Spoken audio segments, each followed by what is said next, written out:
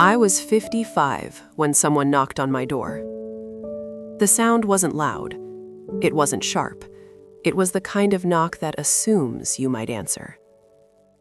I turned off the faucet and stood there for a moment, hands still wet. The house stayed quiet around me. No television, no other footsteps, just the hum of the refrigerator and the clock I kept forgetting to replace the battery in. I dried my hands on the dish towel hanging from the oven handle, the blue one. I'd had it since the divorce. I noticed that detail only because I had started noticing things again. When I opened the door, a man stood on my porch. He wasn't holding anything, no flowers, nothing. His hands rested at his sides, uncertain, like he hadn't decided what to do with him yet. For a second, his face refused to land anywhere familiar. Time had done its quiet work. Lines where there hadn't been lines before. A stillness that comes from having lived. Then my chest tightened. Not suddenly, gradually, like a memory stretching awake. My fingers moved without instruction, brushing the space where a wedding ring used to sit. That habit surprised me. There hadn't been a ring there in years. The absence felt heavier than the ring ever had. Real.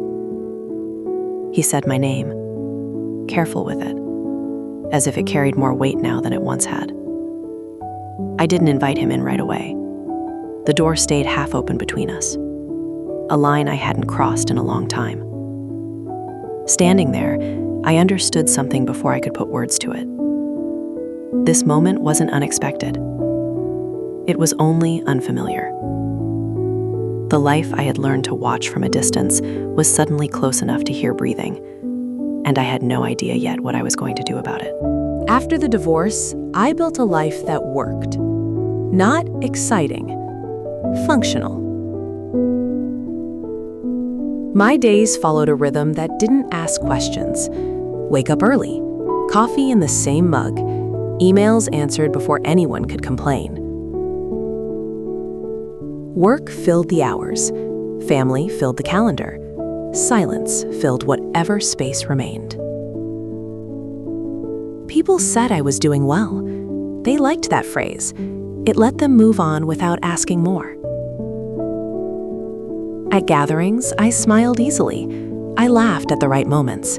I told stories that ended cleanly. When conversations drifted toward love or longing, I learned how to redirect them.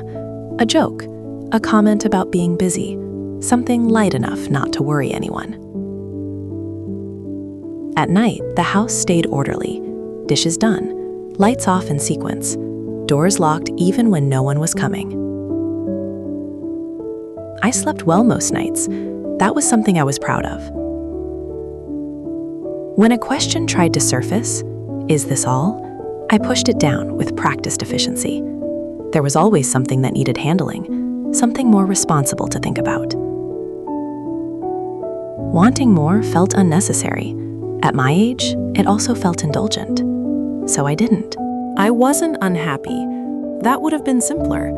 Sadness has a shape people recognize. What I felt lived somewhere quieter, a steady neutrality, a life without sharp edges. Love, as I experienced it, arrived as obligation, shared plans, mutual convenience, the comfort of knowing what tomorrow would look like. Passion belonged to stories, movies I watched alone, scenes I understood without expecting them to apply to me. Over time, desire became something theoretical, interesting, unnecessary, easier to admire from a distance. I told myself this was maturity. I believed restraint was evidence of growth. It sounded convincing enough to stop the conversation inside my head. When people talked about chemistry or longing, I listened like someone overhearing a language she once knew. Familiar, irrelevant. Life stayed manageable that way. Predictable, contained. Nothing broke. Nothing demanded courage. I still remember the night that set everything in place. No raised voices, no tears on the floor, just a kitchen table and two people sitting across from each other. He talked about leaving, not running away, leaving on purpose. He described uncertainty like it was something survivable, like it carried possibility instead of risk. I listened carefully. I always did. When it was my turn to speak, I chose stability. The word felt responsible, adult, correct. I talked about routines, about family, about not throwing away something solid for a feeling that might fade. He looked at me for a long moment. Then he nodded. That was it. No dramatic goodbye. The next morning, life continued exactly as planned. And I never went back to question that choice. Not until the knock on my door. Standing there in the doorway, I tried to treat him like a visitor, someone passing through, a moment that would dissolve if I didn't give it weight. We spoke the way people do when they're buying time, weather first, then work, then how long it had been. I noticed how careful my voice sounded, measured, polite, like I was afraid of saying something that couldn't be taken back. He looked around the house without staring, as if he understood what it meant to enter a life that had learned how to stay intact. My body stayed alert, not tense, aware. I leaned slightly against the doorframe. It grounded me. The wood felt cool through my sleeve. I told myself this was just a conversation, a courtesy, nothing more. Still, when he shifted his weight, my attention followed the movement without asking permission. I didn't correct it. Later that afternoon, my brother called. He has always known when something changes, even when I pretend it hasn't. I told him who had come by. I kept the details practical. Names, timing, facts that sounded harmless when spoken out loud. He listened without interrupting. That alone told me he heard more than I was saying. When he finally spoke, he didn't give advice. He never does. He said I sounded awake, present. Hearing that word unsettled me more than concern would have. It landed somewhere I hadn't protected. He used my name once. Helen, he said, like he was testing whether I was still there. I answered him, but my attention had already drifted back to the doorway. That night, I opened a drawer I rarely touched. Not because it was hidden, because it was settled. The ring rested inside, wrapped in tissue that had yellowed at the edges. I hadn't planned to keep it. I also hadn't planned to let it go. I placed it on the counter beneath the kitchen light. It looked smaller than I remembered. Lighter. I touched it once, just enough to confirm it was real.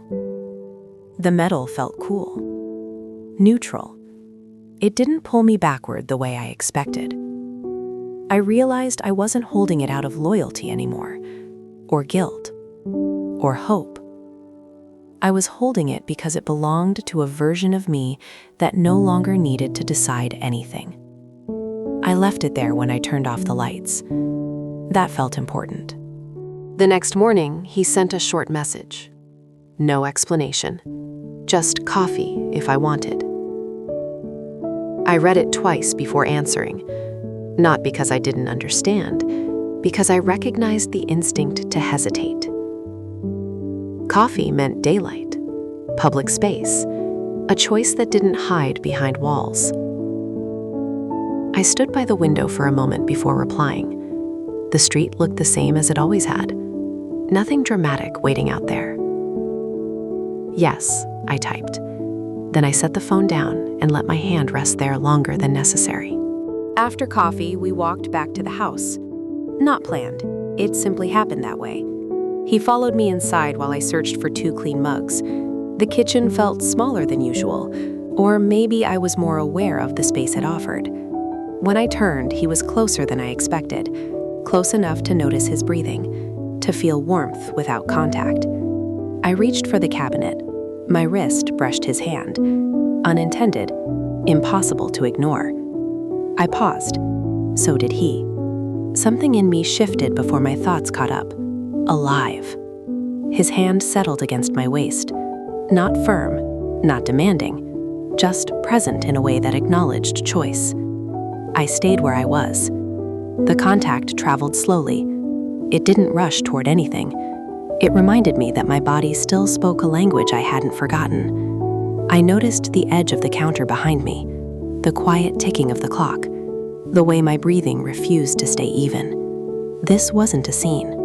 It was recognition. Physical. Undeniable. When his thumb moved slightly, almost without intention, the moment sharpened. Want. I stepped back. Not abruptly. Deliberately. If I stayed any longer, pretending would no longer be possible. And pretending had shaped my life for too long. That night, sleep didn't arrive cleanly. I drifted in and out, aware of my body in a way I hadn't been for years. Thoughts tried to organize the moment into something harmless, a misunderstanding, a passing impulse. My body refused those explanations. It stayed awake, alert, honest. I moved through the house quietly, touching familiar objects as if seeing them for the first time. The chair by the window, the photograph I'd stopped noticing. I understood something then. What unsettled me wasn't desire.